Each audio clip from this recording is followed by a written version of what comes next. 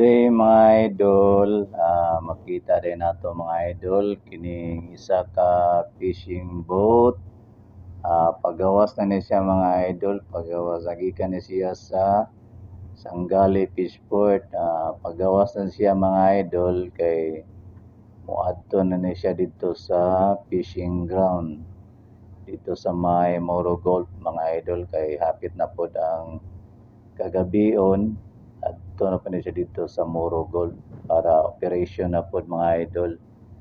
O ano ni siya, pagawas na siya mga idol. Dere sa Malasugat Bay, Anchorage, Sanggali, Zamboanga City mga idol.